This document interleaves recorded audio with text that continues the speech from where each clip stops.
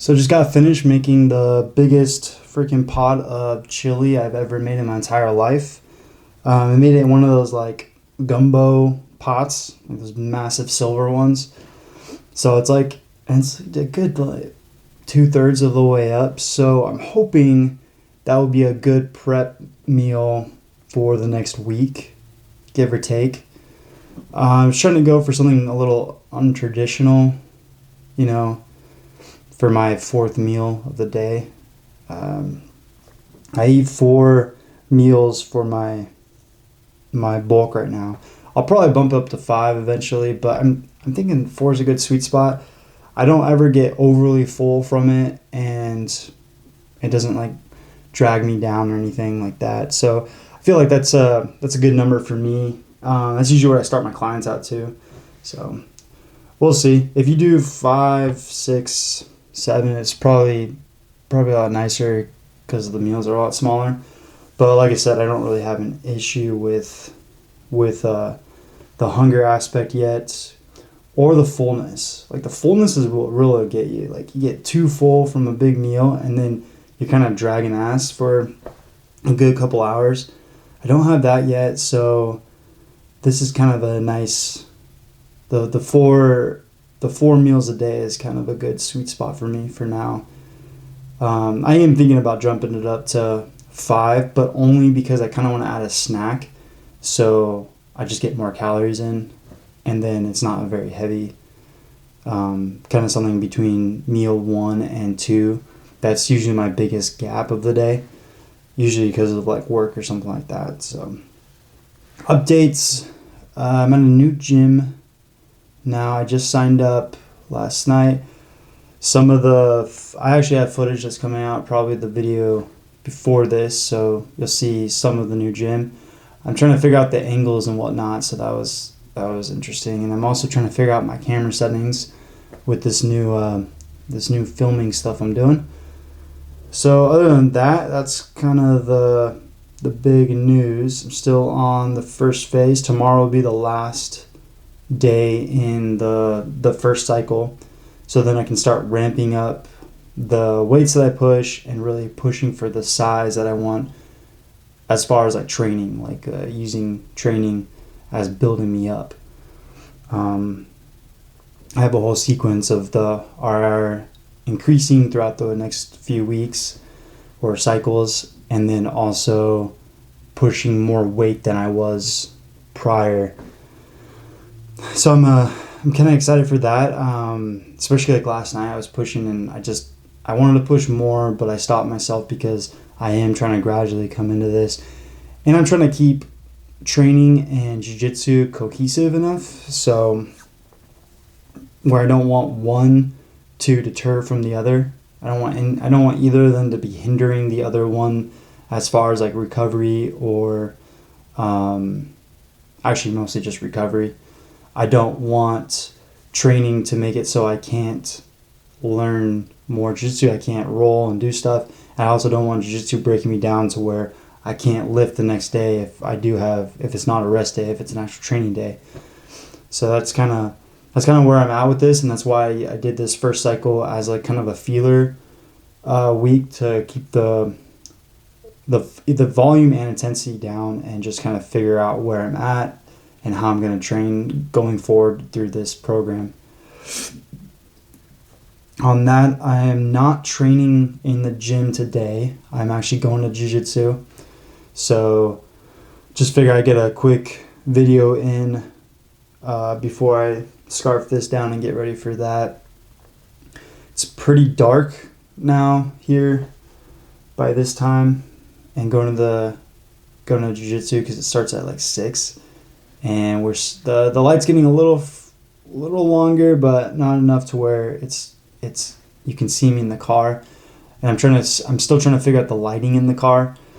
So just figure I get the video done now while I'm eating, and I'm trying to figure out how I'm gonna set up everything for filming jiu-jitsu and training and all that stuff. How I'm gonna mesh all these videos together and go forward. That's kind of the game plan I'm trying to figure out right now. And I'm sure I'll fall into some sort of cadence of what I'm doing and how I'm doing it. But for now, I am just doing what I can and putting out what I'm doing and where I'm at with things. So like just this, the video stuff is very new to me, so I'm trying to figure it out. And then I'm also getting back into really training hard. This is my first bulk, my real bulk, and I think a couple of years, like actual fully structured training, fully structured diet, and just kind of going and trying to put as much size on as I can. And the last time I did this stuff is when I was still actively trying to compete in bodybuilding, and I was on PEDs. So also this will be a bulk without any help from anything outside of like freaking creatine and extra food. So I'm excited to see where this goes, and I'm excited to see what I can achieve with what I have now and what I know now, because I've been doing this for forever. I mean, this is what I do for my job. This is what I do for my hobby. It's just, so I'm excited to see where it goes, how I do it, and then I'm honestly just excited to use this as kind of my documentation of what I'm doing and kind of tracking where I'm at and kind of holding me accountable, because people seem to have an issue with accountability overall. And I'm not trying to call you out. I'm not trying to call myself out. I'm just saying that accountability is so tough nowadays because things are so easy not to do. If that makes sense. Like we're such a nice time. Like you just go home after work, and like I can't blame you for wanting to go home and get some food in you, relax, put on the TV, turn on the PlayStation. Like it's hard to fault people. It's hard to fault people for that, because it's part of our society. It's part of our part of what we want to do. We just want to relax after a long day of work, and there's nothing wrong with that. But the problem is we've gone so far this way that just getting up and training and stuff takes a full-on accountability effort. Like people have to hire coaches and stuff, which is fine. It keeps me in a job, but at the same time, well, what are we doing? Like I don't really know where I'm going with this, to be honest. But what I'm trying to say is that I'm kind of calling myself out. I actually am calling myself out, because I'm using this channel to document and hold me accountable that I need to train. I need to do what I need to do, because if I stop now, the people have already told that I'm doing this and they're watching my videos. They're going to be like, well, what the heck happened? And, I'm going to be like, well, I got caught up, or I decided not to do it.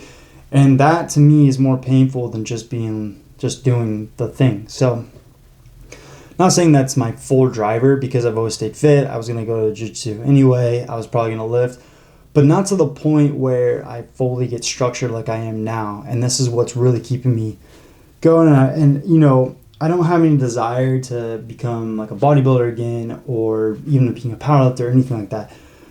But I do possibly want to do some type of competition in Jiu-Jitsu. I did a small one already, but I would like to go a little bit higher up, but I want to be fit, strong, and ready for that. And I'd like to be a little bit bigger for it too. So that's another thing there. So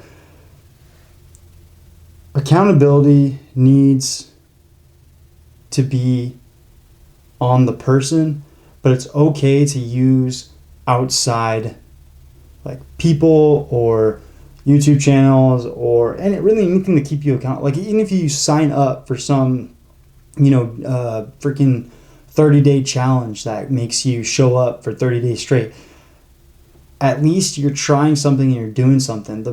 The thing you need to figure out is what thing that actually holds you accountable that will make you do it. regardless of what it is. And you need to, I can't stress this enough. It does not matter what you do, just do something. Like, honestly, I was a bodybuilder for like forever, and I kind of fell out of that, and I found jiu-jitsu, and that was like my thing for the last couple of years. I love doing it. It's nothing like bodybuilding, and that's okay. But, someone who loves bodybuilding probably doesn't want to go down to a jiu-jitsu gym. That's okay.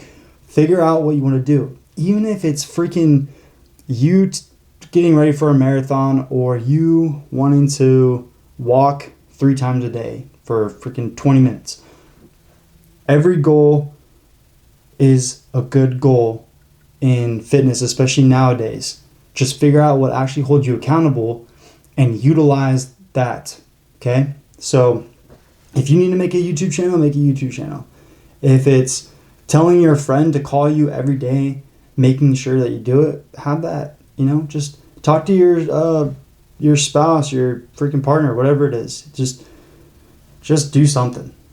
And now that this rant, this update turned into a full accountability rant, kind of calling myself out here. I don't really know what happened there. I got a little overpassionate. I am gonna finish the chili, take the dog on a walk, and then probably go and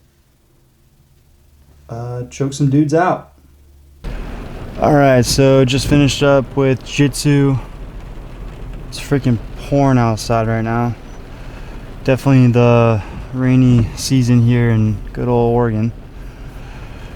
So, just waiting for the car to warm up. Chilling. Figured I'd talk to you really quick. And kind of touch on what I was talking about earlier by the accountability thing. So lifting, I typically lift alone. I'm a loner lifter. But maybe join something that requires people counting on you to show up, or hoping that you'll show up, or that will check in up on you if you don't show up. Like, say you have a training partner and it's freaking leg day and they're like, where are you? Or like here at Jiu-Jitsu, I have one training partner, and if I don't show up on the days I'm supposed to, or I usually show up, I typically get a text or a message on Instagram or something asking me where I was, what I'm doing, why I didn't show up. It's just like, it's always good to have someone or something that holds you accountable across the board of whatever you do. And if you are a solo trainer, lifter, whatever, it's good to find something that does get you to actually do it. And it could be vanity, where it's literally you just want a bigger chest and you look in the mirror every morning and that's what gets you to go, or it's that you want to lose some weight, and every time you step on the scale it makes you want to actually get back in there and shed off those few extra pounds. I mean, don't get crazy or mental about it, but find something that drives you. There's no reason not to. Like, move a little and you'll thank yourself. And you could even take up something like jiu-jitsu or some sort of class or something where you're actually learning something while you're being physical and doing stuff. So that's never a bad idea. And obviously you get a community out of it. You get a group of people, you get new friends, what have you. I mean, pick your method, I guess. So I'm pretty much done for the day. I'm gonna head home. I'm gonna have a little a yogurt meal and hang out for a little bit and go to bed and do it all over again tomorrow. Tomorrow we have the last day on the first cycle, which I believe is a leg day. So pretty excited for that. I'm not sure what it encompasses, but we will find out. And Yeah. And on that, just by like slowly, being on a structured plan and kind of ramping it up a little bit, every like day or two after a certain day of lifting or whatever, those like the soreness creeps up. It's just funny because I kind of forgot about that, because like I said, I haven't been training like pretty hard and consistently for a little while now. Like after jits, like if it's a hard day, obviously I'm gonna get sore, but training in the gym with like strength training is a little different soreness, and it's like very direct and localized, so it's kind of cool. I'm feeling my chest and shoulders a bit from yesterday, so it's pretty sweet. And I'm gonna wrap it up there. I'm pretty freaking tired.